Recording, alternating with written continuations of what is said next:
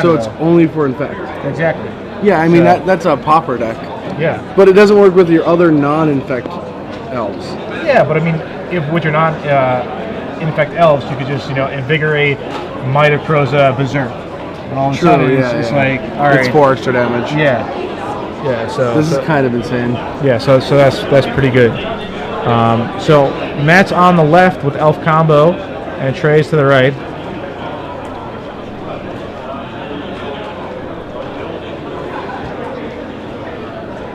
All right, so I think Matt might be the favorite in this matchup because Trey really has to lean on his Force of Will or his. I mean, he does have Swords of Plowshare. Yeah, Swords of Plowshare. That's a big one. I mean, I definitely think that the Stoneforge deck should have an edge. It seems kind of a gimmicky deck. You think so? I mean, with Probe, he's able to see exactly what his opponent has and stuff. So, all right, they're off already. All right, island for Trey. Yeah, Trey gets an island, and there's a land grant from Matt. Sometimes it's all right, and yeah. Sometimes it's risky when you keep a hand with only land grant. And then you reveal. Wait, you reveal after it resolves, right? Yeah, exactly. Yeah. Yeah. So, all right. So he's also playing 4 Bounty of the Hunts. That's an interesting choice of card.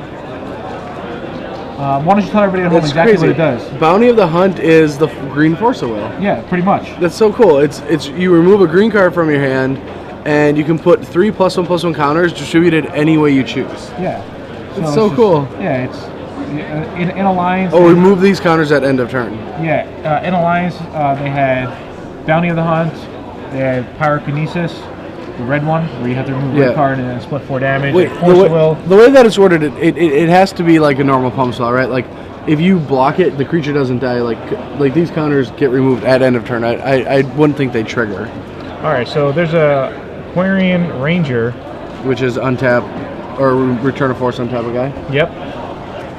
And so Matt starts not too crazy here. Let's see. What did he have in his hand when he revealed? He get a couple of Vigorates. Oh, there's a Rancor. We're gonna start the beats now. Yeah, I think it's fine for Rancor to go on the Ranger. Trey's gonna fall onto 17 life. Yeah. I mean, with a Stoneblade deck, you obviously want turn 2 Stoneforge Mystic, but if you don't have it, it's fine because versus Elf combo, sometimes you want more defensive cards anyway. Yes, that's very true. And now, what is that? That's Sky Shroud Elite. So it's only a 1/1, but if your opponent has a non-basic land, it turns into a 2/3. Yes, I know that card. Yeah. Yeah. So I played against that in Cube.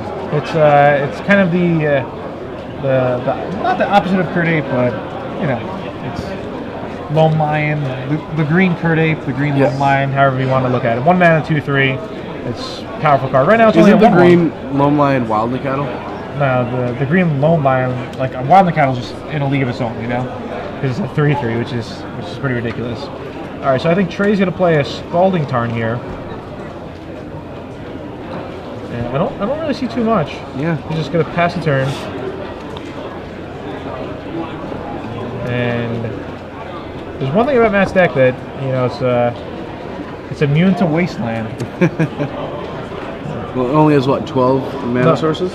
Well, yeah. Well, it has 8 forests and then it also has land grants. Yeah. So, but I mean, the deck pretty much just works on 1 mana, especially with Quarian Ranger and his creatures or whatnot. All right, so there is a Might of the Old Corroza. Now, do you like Might hitting this creature against a deck with islands? Like, couldn't he just like swords? Like, wouldn't it be better to do it on the other creature? Well, I think Matt might. I'm not sure of the exact plan, but we'll maybe find out. Does Trey just have nothing here? Yeah, he's got nothing. Yeah, it looks like Trey just might have nothing. And so Trey takes that damage. All right, so Matt's going to return the forest to his hand. And he's going to try another elite. Ratchet Bomb would be like pretty good against this deck. Be pretty good against his board. Pernicious Deed. Treasure Slip. Powder Keg. Whichever cheap mass removal spell you want. All right, so Trey finally gets a Tundra, but he's on 7, and now he's going to fall to 6 because of that sack land. I don't know what Trey could really do here. I mean, yeah, it's...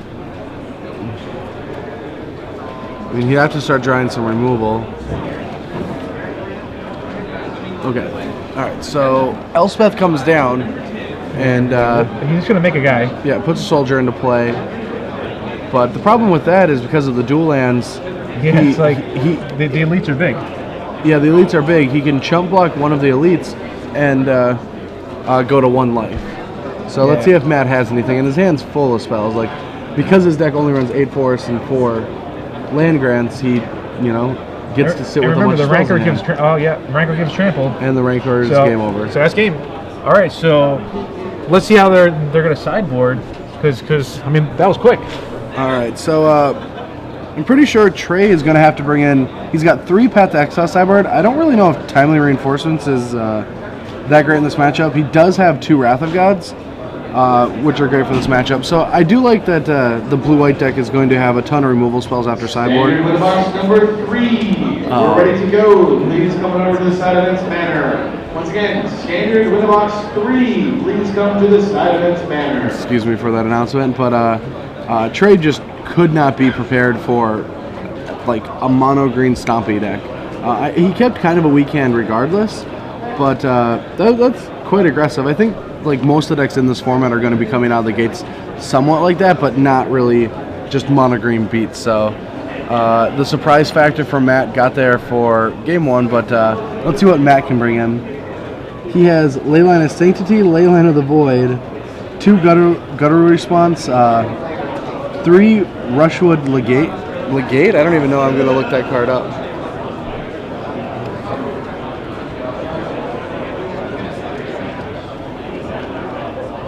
It from the start of it looks like it'll work for this. If your opponent controls an island, you control a forest, you may play it without paying its mana cost, and it's just a 2/1. That's interesting. It's just a free creature, and tells you a lot of justice. So I mean, he can bring in a free 2/1, which, I mean, sure. I mean, with how cheap all the spells are already, I don't really see why bringing a creature in doesn't seem like a high impact sideboard spell, but it's there for some reason. So maybe it's good. If it had Island Walker, something like that, it would be a lot better. But I think the advantage is going to be in Trey's side now that he knows he's going to have a hand with Swords to Plowshare or Path to Exile or something to interact with quick aggressive creatures. These cards, do a lot of damage on cards like Mutagenic Growth, Rancor, Mighty of the Oak-Crochet, and Bounty of the Hunt, and Invigorate, and Berserk. So that's 24 spells that are palm spells. So, yeah, what do you think about Trey's chances now that he's going to have 9 spot removal spells? I mean, the spot removals are pretty nice and stuff, but the Elf combo deck could just bust out like I said, a turn 2, turn 3 kill. Yeah. And it's just so quick that a lot of Trey's cards don't really do too much. Like, do you really want to, force a will Aquarian Ranger? Well, is that your dream? It doesn't really matter what your dream of force willing is. Like, if it's going to kill you, you just force a will it. Yeah. The one thing I do like is that he's gonna have Wrath of God in the sideboard. Yeah, he has 2 Wraths, and 3 he's gonna Paths. bring those in. So. And an odd card for Legacy is Timely Reinforcements. Yeah. You don't really see that too often in Legacy. No, it seems like a low impact card. Speaking of low impact cards, what do you think of the Rushwood Legates?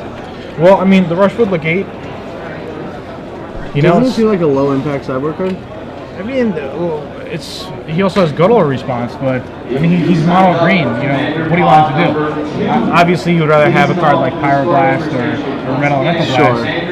But when you're mono green, you're limited to green cards. Yeah, I feel you made a statement about this yesterday in Standard. Yeah. You're playing mono green. You have no good sideboard cards, and the mana is so good in Type 2, and look at the mana in Legacy. Yeah, which is way better. Yeah. So, but Trey will be on the play, so maybe that would help for this game. Yeah, for sure. I think he added the Time Reinforcement because of the big surge of the red decks. Yeah, because the red decks have been doing well in the Star City circuit. All right, so we see a hand of Brainstorm, Mana Leak, Path to Exile, and Spell Snare. So Matt's down to 18 because of the Probe. This is a pretty good hand for Trey.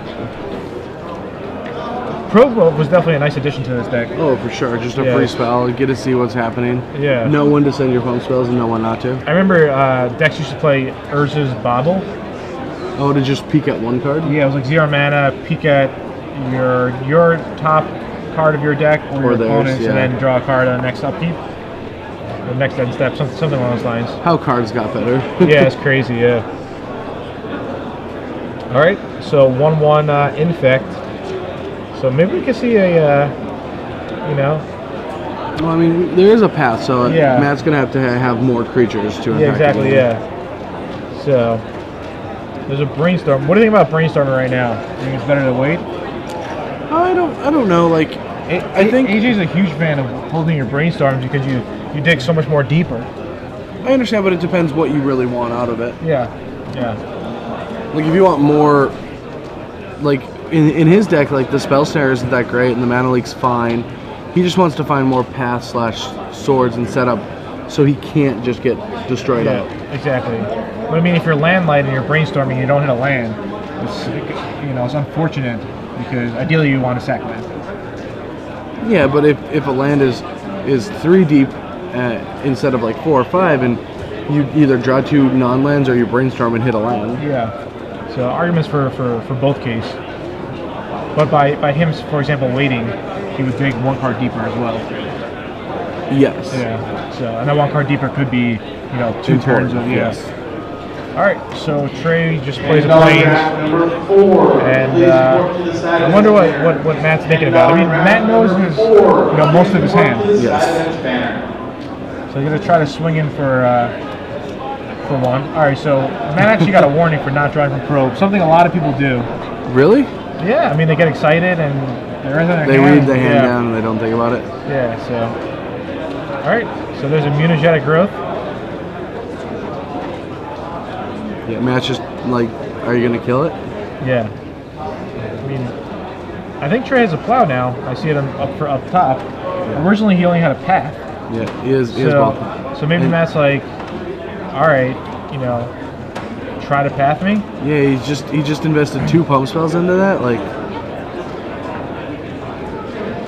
I mean, he just wants. It's almost like he wants Trey to kill this Glistener. What's the exact wording on a guttural response? It has to be high. What's up? It has to be very high. I don't know. No. The wording on guttural response. Oh, it's You can look it up. Yeah. To make sure. Yeah. I mean, I played with this card. I can't Yeah. remember.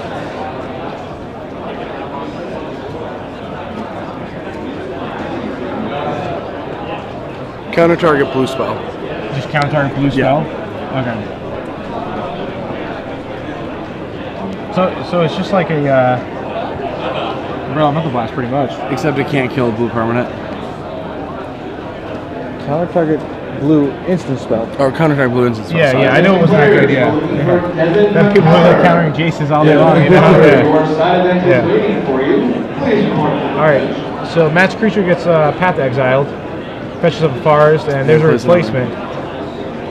Yeah, this is looking really bad for Matt. Yeah, and this is how I think it's going to get scripted up. Like, Matt has to invest multiple cards into dealing damage, and Trey can just keep playing his blue cards and then react with his white cards. I don't really like this matchup. Yeah, I don't really like Matt, using a bunch of his pump spells there, knowing that there's a path Yeah, exile. 1 would be fine.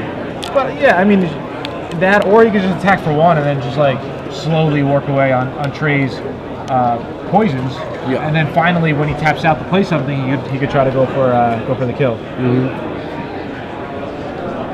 All right, so he's trying to put a Rancor now on the 1/1. If Trey's gonna plow, he probably wants to plow in response to the Rancor. Yes, so it doesn't get returned. Just in case your creature would die. Then... So if the creature goes to the graveyard with the Rancor will come back to the hand. Yes. Yeah. I thought if the Rancor goes to graveyard. We can look that up too. Yeah, I'm pretty sure it's Yeah. Rancor. That's why you want to plow first. All right, so there's a Elvish Spirit Guide. It's just 3 mana 2/2, or you can remove it from the game to add a green mana. He's just running it out. Yeah. So what's the exact wording of Rancor? It is when Rancor hits the yard. From the battlefield. So yeah, if you plow it, the creature, he'll get Rancor back. Yeah. A lot of these cards got reworded. Battlefield, play, yes. A lot of the old cards. All right. So Jace bounces the Elvish Spirit Guide. And yeah, this game looks great for Trey right now. Very locked up. Yeah, I mean, Trey could brainstorm every turn for free, and Matt just has a 2/2. Yeah, he's gonna brainstorm. Brainstorm's definitely the right play. I think Matt thought he was gonna bounce it. Yeah. He like went to go for it. Maybe it was like a mind trick. He's like, yeah, don't you want to bounce this? So Trey has Island Plains Mishra Factory. And he's tapping 3. Magic players, this is a final All right, there's a call. timely reinforcement. Devin McKellar, your draft is waiting for you. Please come on up to the side of the So banner. 1, 2. This is the final call. He's gonna have 3 tokens right here, 3 1/1 tokens, and he's not gonna gain the life because he's at 20 life, but he is gonna get 3 guys.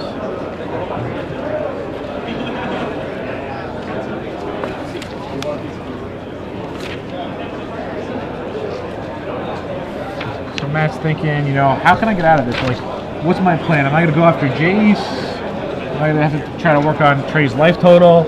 It's just nearly impossible for him to come out of this game. Yeah, seems quite difficult right now. Don't you like how he's playing the I love fatties? And he's playing mono green. I mean, I think the guy really loves fatties. Yeah, he does.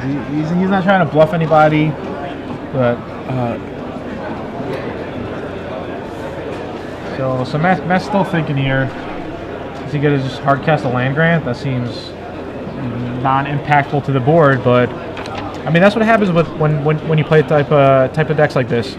Sometimes you come out really quick and you get a turn 2 kill, but other times if the game goes past like turn 4, past turn 5, it's you're gonna have to face some really powerful cards. You're gonna have to face Jace. You're gonna have to face Stoneforge Mystic and Equipment.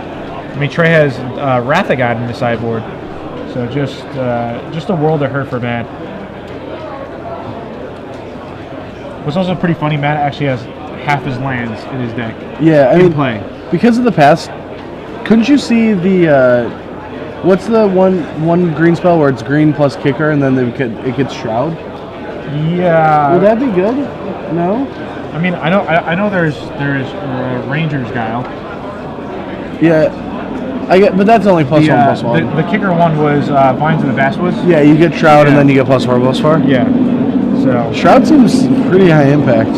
yeah, I'm kind of surprised he's not playing Vines Well, of I the mean, Basswoods as well. it would take multiple lands in play to actually play a pump spell, then Path, then Vines. Well, I mean, with Invigorate, it's the pump spell is free. So.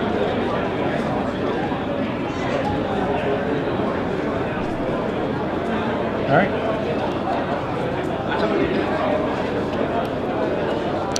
Man, I should play Legs again. I forgot how much fun it is to activate a Jace. Yeah, Jace is really good.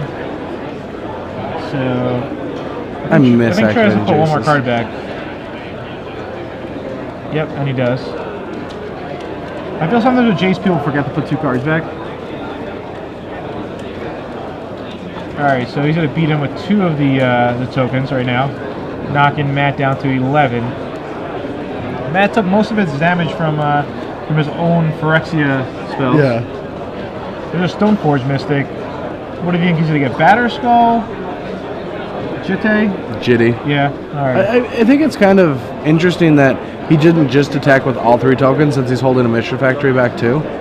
Yeah, I mean, maybe he wants to play, extra cautious. Like, hey, I have Jace, I have Stoneforge, I have Jitte. Yeah, I've got longevity. Yeah. One person to fill a spot in a $10 draft. If you would like to jump in on that you got this. I'm gonna go spot, draft. come All right, good luck, man. now. All right, thanks. Get started immediately. All right, so Brad's We got off 7 drafting. players who would love to see you come on up and get you enrolled right away.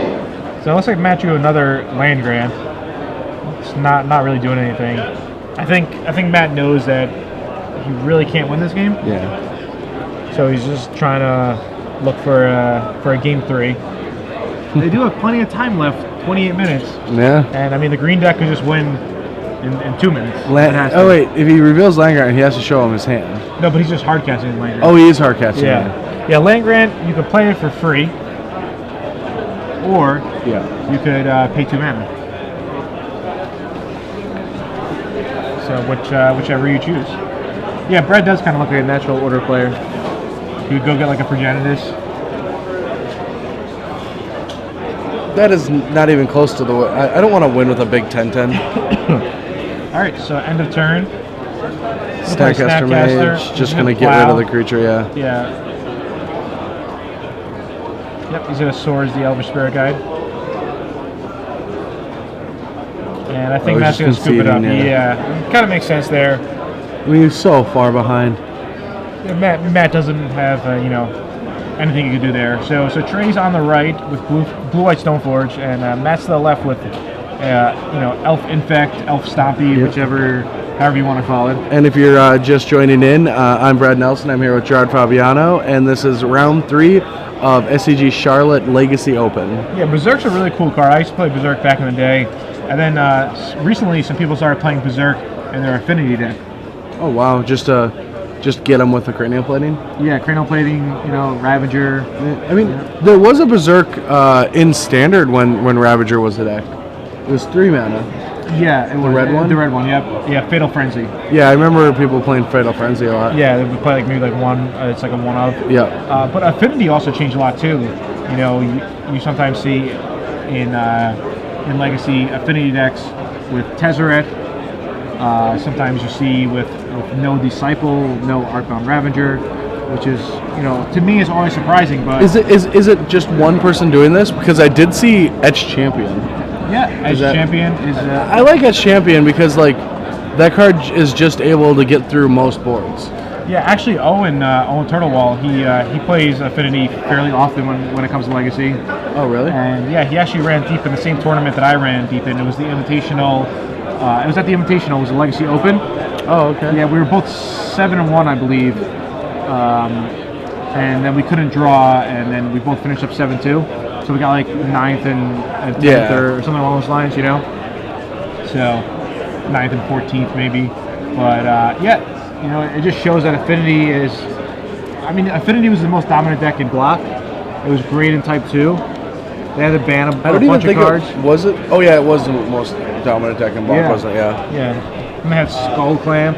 Yeah. Yeah, I remember that Pro Tour. It was Pro Tour Kobe. I think it was first Kobe, 2004. Ben Starr has told me that story like a million times. Yeah, it was just. I remember I was playtesting with him on the flight there, and the best part of the tournament was I would have one Disciple of the Vault in play, and my opponent would have 2, and I would make him lose a life, and he would forget to make me lose life, and it got to a point where I'm like, all right, should I make him lose a life? Because if he remembers to make me lose 2 life, it's like too bad for me. Yeah. Because at first it was 1-1. So, and then when it was 1-2, I was like, oh, it's kind of risky, but I pulled it off a few times. But I ended up not doing well in that tournament. Aether Vial was the big hit. Yeah, that was the tournament where you should have played Aether Vial. Yeah. Well, Ben Stark was like the story that Ben Stark told me was the players are still figuring out mulligans. Is that his list was horrible with like Broodstars in the sideboard, and he had no tech, but he still just smashed everyone. And like one deck just had every single anti-card you could think of, and then ran Talismans, and their finisher was the dragon that removed all artifacts. And he still just smashed those decks 2-0 easily. Yeah. So. All right, so Matt's mulliganing. Yeah. We tested together for that Pro Tour, and we thought Broodstars was like the big hit. We're like, yeah, Broodstars just trumped everything, but in reality, it wasn't really the case. It was like a bad card. You had islands in your sideboard. Yeah, I think we did. Yeah, we had a couple islands, so we could, cast our Broodstar and in certain matchups because in testing we're like, you don't even go after the Ravager or the creature, you just go after the lands, So, but Big Red was a deck that took down the tournament. It was just mono red, Arcslogger. I remember that. Yeah. What did Nassif lose in the finals? Nassif lost in top 4 of the finals. Yeah. Yeah, because he beat Ben Stark in the top 8. Yeah, top 8 was Nassif versus Ben Stark. All right, so I lost my first huge match ever when Affinity and Standard. I lost to tooth and nail in the finals of like the 2004 Magic Online World Championship qualifier. Okay. Yeah, it was a real big loss. Big It looks like Matt's sad going to out me. to 5. I mean, how does this deck that's all about pumping 1/1s go to 5? I'm not sure. I Because mean, he only has 12 lands, so yeah, so it's like, if you don't have a land, what are you going to do? yeah, his percentage to actually have a land in his opening hand isn't that high. No, well, if he has 12, he should have, he's like 80, yeah, no, he's like about 80-something% to have 1. That's very low for a constructed, like, when you can't keep a hand without one. Yeah. So 20% of the time he just has to No, snap no, mulligan. it's like, it's something like, somebody could do the math, but I would say it's like 88% off the top of my head. If someone could tweet in and they actually know the math, if you have 12... 88 seems kind of high. No, I think it's 88. If you have 12 lands, we'll call the land grant land as well. Yeah. So if you have 12 lands in a 60-card deck, what's your percentage of having at least exactly? Well, should we say at least one land? Yeah, at least one land in your opening 7. I think it's 88%. So it's 12 out of 60, 7 times. All right, so he's going out to 4. Is he really? Yeah, Trey's got to be liking it. He's going down to 3. Trey's got to be a little happier now. How could Matt mulligan to 3? I mean, maybe he's just hoping for like Forest, Blistering Elf, Rancor, and have, Trey not have Trey any have removal. none of his white spells? Yeah. So that might be. Might be what he's hoping for. Like, what do you even do when your opponent mulligans to 3? You just like tap the deck. You don't even shuffle, right? You just like brush off his shoulders. All right. So I think he's gonna keep on 3. All right. So Wait, how is there? he removed the Elvish Spirit Guide. Oh. Yeah, so he didn't even have a land. Does he have Elvish Spirit Guide Rancor? Is that what his hand is? I'm not sure. I think it's an Invigorate maybe. I love that. It's an uncastable Invigorate. Yeah. I really like how Trey's playing Mana Leak over Counterspell. I was talking to Ben Friedman about this, and he's just like, yeah, I wish I was playing Mana Leak because so many times I couldn't cast Counterspell. Oh, that's kind of interesting. Yeah, it's true. When you have Wasteland, you have Mystery Factory. Yeah, and you want all the you have basics. basic planes. You even have more. They said 80%. It's 80%? Well, the first person. Yeah. So. Well, yeah, 1260 equals 1 out of 5, so 1 in 5 cards should be a land. Well, yeah. Yeah, 1 of 5. But you should get be 1/7. Yeah, you get 1/7. That's why I think it's 88. All right, so Island and Tundra for Trey. Yeah, it's better than 80% for sure. So he's just going to play Snapcaster and nothing to flash back, but he just wants to... Oh, there's an Invigorate. Does that work? Don't you have to control a forest? Yeah. I don't know why he... He always controls a forest. Whoa. Yeah, I think it's... Oh, no, you don't have to control a forest. Okay. They just gain 4 life. Yeah, they gain 4 life, yeah. That's it. Yeah, the whole forest thing is with Submerge.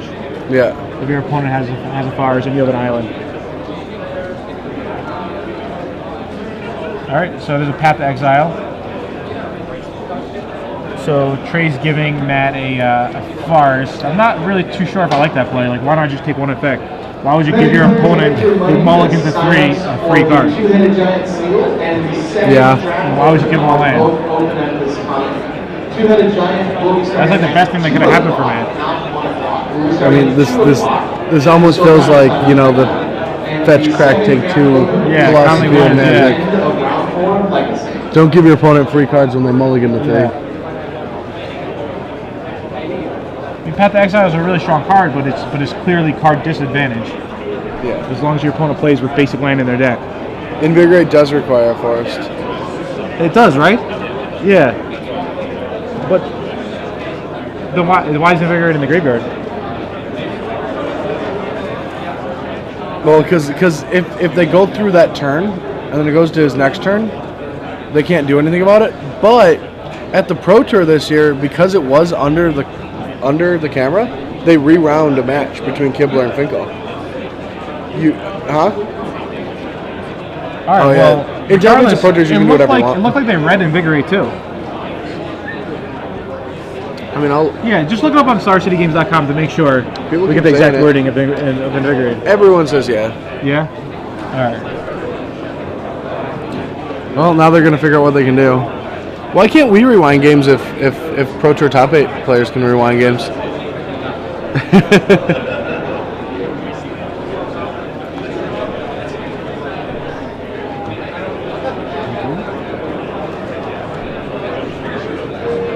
All right, so they're figuring out all this math out, and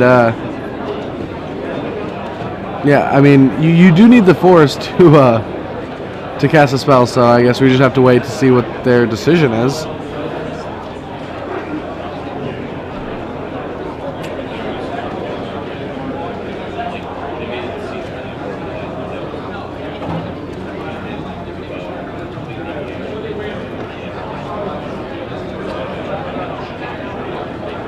Oh, but they did it anyway?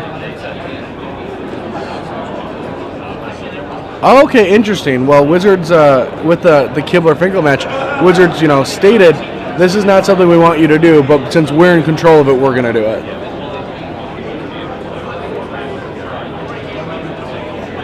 Oh, yeah, that seems, yeah, that's the... I feel like professional video coverage should be able to. But sure. All right. So are they still figuring out the invigorate? Yeah.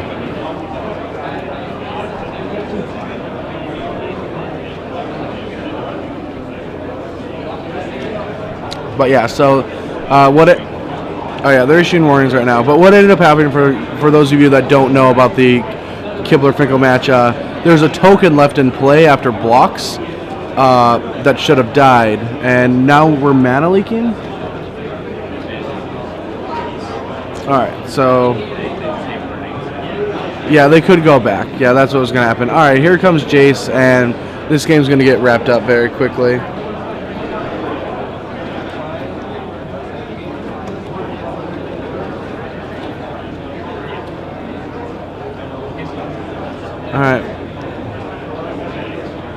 Alright, Fate Seal is just going to take over the game. I think that's a great place for Trey to be. Like, he doesn't really need card advantage right now. He does have a Snapcaster still. And I think he can just try to control Matt's draw steps.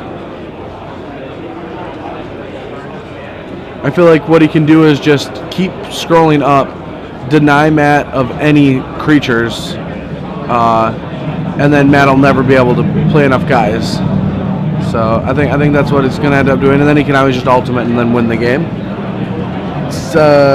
Brandon Tickle again said that the stat is 80.2%, but that just doesn't sound correct. Yeah, 80.2. I mean, maybe he's a mathematician and he knows. Yeah. Yeah. But I really feel like it's 88%. I'm going to do the math on the break. 88% actually sounds way more correct than 80%. Yeah, so, I mean, how can Matt beat this Jace? Like, what do you think? How can he what? Like, what is he going to do about Trey's Jace? Nothing. Maybe cast an Invigorate with a Force in play. Yeah. I mean, there's nothing he can do. Trey already has a Snapcaster Mage, so... You can just Snapcaster back that path if you want. Oh, well, he's just, like, ignoring the Jace. There's a land grant. Spell Snare. So Trey's hand is Wrath of God and Snapcaster Mage, and Jace has 7 counters on it. I'm pretty sure Trey's is going to take it up to 9 counters. All right, it's 80.9%. 80.9, something confirmed? Yeah. All right. So maybe Matt should be playing like 13. If it's only 80%. There's a Guttural Response and a Berserk in Matt's hand. Yeah, I don't even like bringing Guttural Response in. What does he have? Spell Snares and Mana Leaks and maybe some Forces? Yeah, I mean, it's just for him to try to force through his spells. You know, but the problem is that he's trying to force through his spells. He doesn't have enough lands to actually cast his spells and try to and use a Guttural Response. Yeah. Just Dana. He's like, I just want to get this game over. Yeah, just play it safe. Why not? Yeah. I don't really blame Trey. No, I mean that's a good strategy. He's almost about to ultimate. Yeah, Jason's going up to 11. Oh yeah, and do you have to reveal when you cast Land Grant? When you cast Land Grant, yes. Not resolve? Not resolve, no. cast it? Yeah. Why? Did he reveal? Oh, he did reveal. Yeah, he flipped the 2 cards over. I mean, you can also hard cast it. Yeah. Yeah. All right, mana leak. Yeah, I mean, Jason's just going to go ultimate in 2 turns. It's going to go up to 13, and then it's going to go back down to 1.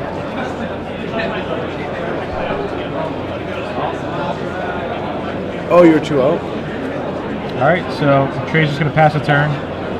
Hit him for 2 just for value, I guess. Yeah. I mean, I don't know what Matt's hoping for here.